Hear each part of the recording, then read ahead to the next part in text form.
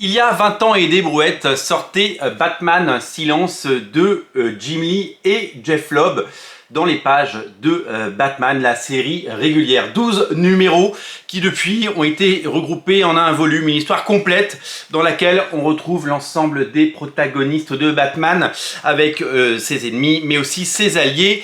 Une histoire flamboyante, une histoire absolument incroyable, magnifiquement mise en scène et illustrée par un Jim Lee transfuge. Vous le savez, il avait vendu Wildstorm à DC Comics et son destin était de dessiner Batman, la plus grande star des années 90, le plus gros vendeur de comics des années 90. Enfin, sur Batman, c'était un rêve devenu réalité. Batman Silence est un titre que je recommande à tout nouveau lecteur pour son côté grand public, pour son côté populaire, pour son côté spectaculaire. C'est un comics qui séduira les nouveaux lecteurs et c'est un comics destiné évidemment à un lectorat le plus large possible. C'est pensé comme un comics grand public, c'est pensé comme un film grand public, c'est là pour divertir. Il y a tous les ingrédients, une bonne histoire, des dessins absolument incroyables, une méga star, Jim Lee, et un excellent scénariste, Jeff Loeb. C'est tout simplement la somme de qualité exceptionnelle et c'est un livre qui s'est vendu en France à des milliers d'exemplaires. C'est un livre que nous avons énormément vendu chez Original Comics et c'est une formidable porte d'entrée pour l'ensemble des deux comics. Cette semaine est sorti en France le Batman et Joker Deadly Duo de Marc Silvestri. Le dénominateur commun de ces deux séries, eh bien, c'est tout simplement leurs auteurs et Batman. Batman, vous le savez, c'est le héros le plus populaire de la planète. C'est un énorme vendeur de comics aux États-Unis, en France et partout dans le monde. C'est une star de cinéma. C'est une icône, star des jeux vidéo, il est sur tous les médias, il est absolument partout et c'est véritablement lui qui tient la maison DC Comics et il n'a jamais été aussi bon que dans les projets spéciaux, dans des récits hors continuité et des récits qui sont évidemment destinés à toucher le plus large public. L'autre dénominateur, comme on a dit, c'est les méga stars. Jim Lee, c'est la star évidemment de X-Men et Wildcats, mais bien d'autres séries bien entendu. Marc Silvestri, un peu plus vieux que Jim Lee, il a travaillé, vous le savez, sur les X-Men dans des épisodes devenus cultes. Il a travaillé sur Wolverine et il a monté la série Wolverine, la série régulière aux États-Unis, vers des sommets. Ensuite, il a co-créé avec Jim Lee Image Comics. Il a créé le studio Topco et il a créé des séries absolument fabuleuses. On se souvient de Cyberforce, publié en France par les éditions Réflexion. Le premier numéro de Cyberforce aux États-Unis, c'est 750 000 exemplaires en 1992. Quand la série a été relancée quelques mois plus tard, c'était quasiment 1 million d'exemplaires. Énorme succès, puis au sein de son studio Topco, il a lancé énormément de séries, notamment Witchblade qu'il a co-créé, mais aussi Darkness, énorme phénomène d'édition, des centaines de milliers d'exemplaires vendus. Je crois que c'est des 300 000 exemplaires le numéro 1, avec Garcenis. Les 5 tomes sont disponibles chez Delcourt, vraiment je vous invite à les découvrir et à les savourer. Darkness, c'est devenu un jeu vidéo à succès, c'est devenu évidemment une belle franchise et une pléiade de séries ont été publiées, séries de qualité chez Topco tout au fil des années. Le studio continue de nous sortir de jolies choses bien différentes puisque le studio a évolué, mais continue évidemment d'être un acteur majeur de la scène indépendante comics. Marc Silvestri, c'est un génie et c'est aussi quelqu'un qui a servi de mentor, qui a formé une jeune génération d'auteurs. On peut penser à tous les auteurs passés par le studio Topco, des superstars comme Joe Benitez de Lady Mechanica, David Finch que vous connaissez bien entendu, mais aussi Michael Turner, le regretté Michael Turner qui était à la fois son élève et son ami. L'importance de Marc Silvestri dans le métier, elle est incroyable. Son style de dessin flamboyant, ciselé, nerveux, magnifique, c'était le talent, c'était le Golden Boy, c'était vraiment l'artiste le plus doué de sa génération et son succès a été à la hauteur de son talent pendant toutes ces années et ça fait maintenant plus de 40 ans qu'il domine le game. On pensait qu'il dirigeait sa société et qu'il n'allait plus dessiner. Eh bien, il est revenu. Il est revenu cette année avec son projet Batman. 7 ans de travail pour nous produire 7 numéros d'exception, d'anthologie dont nous allons parler. 150 pages absolument sublime et un récit complet à mettre entre toutes les mains. Et oui, c'est typiquement le genre de récit et c'est le genre de comics que je vous invite à découvrir et que je vais conseiller parce que c'est vraiment pour moi là le nouveau Batman Silence. C'est vraiment ce qu'il faut lire aujourd'hui pour séduire le lectorat. J'aurais envie de vous dire... il est sorti plein de Batman ce mois-ci, hein. Il y a eu du Batman Dark City qui est sorti il y a quelques semaines.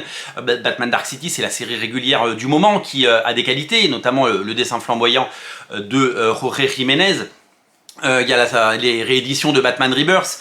Oubliez tout ça, oubliez cette continuité, oubliez le Batman compliqué qu'on essaye de vous vendre avec des scénarios qui essayent évidemment de toucher la perfection mais qui n'y arriveront jamais. Moi, je vous invite à découvrir des récits complets, des histoires avec un début, un milieu, une fin, des histoires ciselées, cool, avec des dessinateurs exceptionnels et des histoires qui vont vous séduire tout simplement. Batman et Joker Deadly Duo est un récit absolument génial. C'est un récit qui revient aux racines du personnage puisque pendant tout le long des 7 épisodes, vous allez découvrir eh bien une enquête. Une enquête, vous le savez, Batman c'est avant tout le meilleur détective du monde. Son comics original ne s'appelait pas Batman mais Détective Comics. Détective aux États-Unis, ça veut pas dire flic. Détective, ça veut plutôt dire détective privé, vous voyez, ça veut vraiment dire quelqu'un qui mène l'enquête. Donc on est vraiment sur quelqu'un qui va essayer de résoudre des problèmes et utiliser sa matière grise et les moyens illimités qu'il a, puisque vous le savez, son alter ego Bruce Wayne a hérité d'une fortune colossale et donc a mis ça non seulement au profit de sa fondation, mais aussi des gadgets qu'il va utiliser et de la technologie dont il dispose au sein des épisodes. C'est véritablement la racine du personnage et là-dedans, on retrouve une enquête.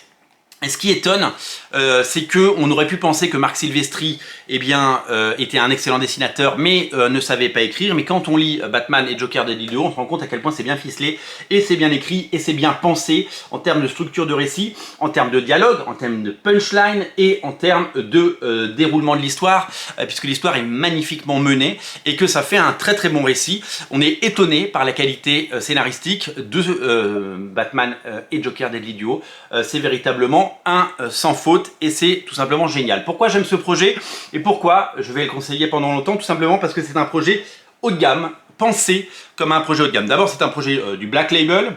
Vous le savez, ça nous raconte des histoires un peu hors continuité. Il n'y a pas besoin d'avoir lu des tonnes et des tonnes de Batman pour comprendre et apprécier ce Batman. Vous pouvez offrir ce Batman à quelqu'un qui a vu les films, à quelqu'un qui connaît un peu le personnage à travers la série télé animée des années 90, à travers les films, ils ont été nombreux. Quelqu'un qui aime Batman pourra plonger dans cette histoire sans se sentir exclu et pourra prendre du plaisir. C'est, je pense, comme ça qu'il faut penser les comics. Je l'ai déjà dit dans plusieurs vidéos. Les comics, je pense que la continuité fait mal aujourd'hui, alors que c'est la richesse, hein, vous le savez, la continuité des comics. Je pense qu'aujourd'hui, c'est compliqué. On le dit souvent, par où commencer les comics? Il y a 18 tomes 1 sur Spider-Man, sur Batman. On ne sait pas par où commencer. Pendant des années, j'ai dit, commencez par ça. Si vous n'avez rien lu, vous allez en prendre plein les yeux. C'est du Jim Lee, c'est pour vous et c'est un récit complet de qualité. Aujourd'hui, on peut rajouter celui-là à côté sur l'étagère puisqu'il est pensé exactement de la même façon. C'est une histoire en 7 numéros. Numéros prestigieux, hein, ils font pas 22 pages, ils sont plus consistants, hein, on a plus de 150 pages de BD, c'est quelque chose d'étonnant. Le bouquin que j'ai dans les mains fait 208 pages parce qu'à la fin il y a une magnifique galerie de couvertures variantes avec l'ensemble des couvertures variantes qui ont été commandées par DC Comics pour faire la promotion bien entendu de ce titre avec de très grands noms évidemment comme Michael Mignola. Michael Mignola a fait une couverture, et ouais, Michael Mignola a fait une couverture, je crois qu'elle est là, je vous la montre. Regardez comme elle est belle. Donc c'est un projet qui a été pensé pour être à la fois qualitatif et pour être un succès. C'est un comics qui a été dessiné en amont, c'est-à-dire que quand le premier numéro est sorti aux États-Unis, les 7 avaient été réalisés, donc il n'y a pas eu de retard, ou il n'y a pas eu tout simplement de délai assez insoutenable. Pendant 7 mois, nous avons pu découvrir eh bien ce récit absolument incroyable, et c'est un récit qui aujourd'hui est édité aux États-Unis sous la forme d'un deluxe et qui vient de sortir en France dans un album qui, je pense, va rester et va faire partie des classiques puisque aujourd'hui c'est quelque chose qui va rester longtemps dans le catalogue Urban Comics et qui va pouvoir être édité, réédité et qui va rester. C'est un bouquin que vous pourrez découvrir à Noël 2023 ou à Noël 2024. Il n'y a pas de bon moment pour découvrir ce récit, il faut juste plonger dedans et se régaler parce qu'il a été pensé pour ça. Il est là pour faire plaisir aux fans, il est là pour bien évidemment faire plaisir à tous les lecteurs, puisque d'abord c'est le retour de la légende Marc Silvestri. Chaque page est tout simplement exceptionnelle, le dessin est tout simplement incroyable, et vous allez en plus adorer l'histoire qui est particulièrement bien pensée et bien construite. Je pense que c'est comme ça qu'il faut penser les comics. Je pense que les comics méritent ce type de projet, et que si on avait plus de projets comme ça, eh bien les gens liraient plus de comics tout simplement parce que ce serait moins compliqué. Vous pourrez aller vers des Batman Silence ou des Batman Deadly Duo, parce que ce sont des récits que vous pouvez mettre entre toutes les mains. Ce sont des comics qui restent, ce sont des comics qu'on est fier d'avoir dans ses collections. C'est des comics, quand vous le donnez à quelqu'un, si quelqu'un le prend entre les mains et qu'il n'aime pas les comics et qu'il n'en lit pas tout simplement parce qu'il ne connaît pas, eh bien il va vous dire waouh, c'est intéressant graphiquement, c'est hyper intéressant. C'est plutôt drôle, j'ai trouvé ça assez bien écrit, et c'est la belle surprise du récit, parce que j'étais déjà séduit avant de l'acheter, évidemment parce que c'est Marc Silvestri et que j'adore Marc Silvestri. Là clairement on est sur un récit qui est bien pensé. Il a bossé Marc Silvestri, il a passé des années à écrire, il a passé des années à le dessiner, ça a été mûrement réfléchi, et ça marche, l'histoire est super et vous allez la découvrir.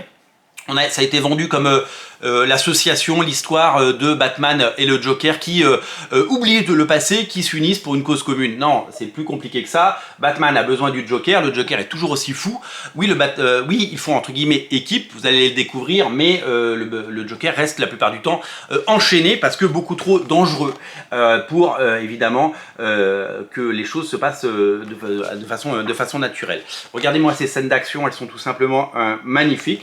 C'est tout simplement exceptionnel. Alors j'entends déjà dire les ayatollahs du comics, dire que y a du Batman bien meilleur que ça, il faut lire du Grant Morrison, il faut lire du Alan Moore, il faut lire du Frank Miller, et que ça n'arrive pas à la cheville évidemment de ces récits.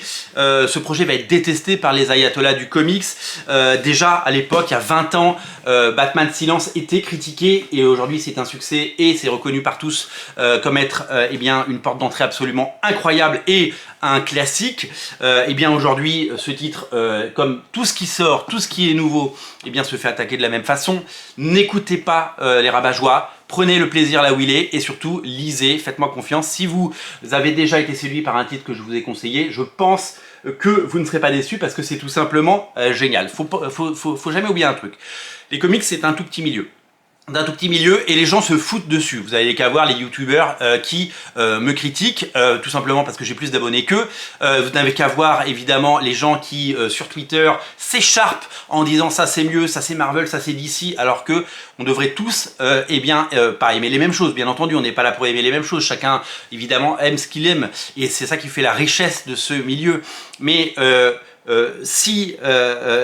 en fait, il faut comprendre que les ayatollahs du comics, les gardiens du temple, c'est une infime minorité. Et que quand quelqu'un fait un film et donc prend des libertés pour un public même pas beaucoup plus large, des millions de personnes en plus, c'est-à-dire qu'un comics Batman qui se vend à 100 000 exemplaires, comparé à un film Batman qui lui rapporte 1 milliard au box-office, heureusement que les réalisateurs et scénaristes ont pensé différemment, parce que sinon, les films qui sortiraient au cinéma seraient pour 100 000 personnes dans le monde, et ça ferait des bides, et au bout de 2 films, ils arrêteraient. Donc c'est bien de penser les choses en grand, et ça a été pensé en grand, et ça a été pensé pour le public. On critique beaucoup Marvel Studios. Je parle de la première phase Marvel Studios, enfin de la première phase, des 3 ou 4 premières phases, vous savez, jusqu'à Endgame. Ça a été très critiqué, mais ça a rendu les comics intelligibles. Vos comics qui étaient imbitables en comics, ont touché un large public, ce que les comics n'ont jamais réussi à faire. Pareil pour la bande dessinée, si on pense comme le cinéma, et non pas qu'on essaye de faire du cinéma en comics, hein, attendez, je suis pas en train de dire ça, je dis juste qu'il faut penser les comics pour le public pour les lecteurs. Quand certains scénaristes font des comics comme Jonathan Hickman, j'ai l'impression qu'ils ne pensent pas aux lecteurs. J'ai l'impression, quand je dis c'est Avengers par exemple, où ces X-Men étaient très très bien, attention, je ne critique pas tout ce que fait Jonathan Hickman, mais on a souvent l'impression qu'il écrit pour lui et qu'il veut essayer d'élever le comics vers quelque chose qu'il n'est pas. Le comics est un média populaire, qu'il l'a été, qui peut le redevenir, et avec ce genre de titre, il peut bien entendu le faire revenir. Donc là-dessus, je pense que à tous ces égards, eh bien, c'est un projet qui a des qualités, et c'est un projet qui doit évidemment eh bien être lu et être mis entre toutes les mains. Je vous invite vraiment à le lire parce que c'est fabuleux. J'aime ce récit parce qu'il y a Marc Silvestri, j'aime ce récit parce que il y a un côté enquête, il y a un côté assez poisseux, il y a un côté qui fait énormément penser à des films comme Seven de David Fincher. C'est violent, c'est sans concession, il y a des scènes qui vont vous choquer, je pense. C'est absolument, voilà, c'est pas un comics pour les enfants, hein, c'est pas un comics labellisé pour les enfants, c'est vraiment un comics qui est à voilà, tenez-le loin de vos enfants parce qu'il y a des scènes qui peuvent évidemment choquer ou qui peuvent interpeller. Vous avez, regardez comment Batgirl est cool. Il y a un côté évidemment gothique, il y a un côté un petit peu, ça c'est la force du dessin, de l'ancrage de Marc Silvestri, il y a un côté un peu Tim Burton. Et il y a ce côté, je vous l'ai dit, populaire et grand public, mais dans le bon sens du terme. On n'est pas sur une comédie populaire, une comédie avec Christian Clavier, non, on est sur Batman et Joker. Il y a tous les codes de Batman qui sont là, il y a certains membres de la Bat Family, il y a évidemment le Joker, et il y a évidemment tous les codes qui font qu'on aime les bons récits Batman. C'est pensé pour le lecteur, c'est pensé pour le grand public, c'est pensé pour toucher un maximum de gens, et que c'est pour plaire aussi bien aux nouveaux fans, aux gens qui vont découvrir Batman avec ce récit, et pour faire découvrir évidemment à des gens qui suivent Batman et ont envie de lire autre chose et sont peut-être lassés de cette continuité, des rééditions de Batman Rebirth, du Batman Dark City de Chip Zdarsky et Jorge Jiménez, qui n'y trouvent pas leur compte. Celui-là, je pense, a toutes les qualités pour séduire. C'est une bonne histoire, c'est la somme d'une bonne histoire et d'un dessin somptueux. C'est tout simplement une réussite à tous les étages, à tous les niveaux. C'est quelque chose qui, je pense, va marquer l'histoire, et c'est quelque chose qui va rester comme je l'ai dit. C'est un comics que je conseille aujourd'hui, et c'est un comics que je vais conseiller. Il figurera, je peux vous l'annoncer, dans les 100 comics qui ont fait l'histoire. Je vais reprendre les émissions très bientôt, et je pense qu'il faut le mettre à côté de Batman Silence. Rendez-vous compte, les deux plus grandes stars des années 90, Jim Lee et Marc Silvestri, deux tauliers, deux patrons qui chacun ont fait leur Batman. C'est comme un rêve devenu réalité. Si tous les comics étaient aussi beaux et bien produits, eh bien je pense qu'ils s'en vendraient plus. Je pense que ce comics a été pensé de la meilleure des façons, que DC Comics a eu la bonne idée de laisser Marc Silvestri le temps nécessaire pour réaliser cet album. Il est beau, les pages sont belles, vous allez en prendre plein les yeux, et en plus vous allez adorer lire cette histoire absolument incroyable. Ce comics sera certainement numéro 1 des ventes, nous aurons les chiffres mercredi, il sera certainement numéro 1 des ventes, et je le souhaite, qu'il soit entre toutes les mains. Je souhaite énormément de succès à DC et Urban là-dedans. Je pense que ce type de projet, et s'il y en avait plus, eh bien il se vendrait plus de comics, les gens viendraient en librairie, et on n'aurait pas à essayer de chercher à faire des collections dans tous les sens pour essayer de séduire des niches dans les niches pour peut-être séduire des lecteurs. C'est vraiment un marketing mix parfait. Grands auteurs, bonne BD, bonne histoire, dessin somptueux et une histoire complète pour seulement 21 €. Honnêtement, il n'y a que des avantages. Si vous voulez en savoir plus sur Marc Silvestri, sachez qu'il a fait beaucoup d'épisodes des X-Men. Son Cyberforce, il y a 2 tomes qui sont sortis. C'est disponible. Les 5 tomes de Darkness sont disponibles chez Delcourt. Si vous les voulez vraiment, allez-y. Et puis Hunter Killer est sorti chez Delcourt cette année. C'est sa dernière création chez Topco. Il a fait, je crois, les 5 premiers épisodes. Il y a même, je crois, il reste quelques exemplaires de l'édition collector avec la couverture de J. Scott Campbell. Voilà pour l'œuvre de cet auteur. Moi, je vais ranger le Batman Deadly Duo et Batman et Joker Deadly Duo à côté de Batman Silence, parce que ce sont 2 œuvres magistrales et 2 œuvres qu'il faut mettre entre toutes les mains. C'est la porte d'entrée pour découvrir évidemment les comics. Ce comics est disponible dans le lien en descriptif de la vidéo, ne faites pas l'impasse, allez-y, lisez-le. Je vous invite également à souscrire au Tipeee si vous aimez la chaîne, faites-le grandir, on attend plus que vous. Merci pour votre attention, et lisez Batman et Joker Deadly Duo, dites-moi ce que vous en avez pensé. En tout cas, c'est un modèle du genre, c'est un cas d'école marketing et c'est, je pense, la voie qu'il faut prendre pour les comics. Et si on avait plus de projets comme ça, eh bien, on n'aurait pas à chercher des nouveaux lecteurs puisqu'ils seraient déjà là. Salut!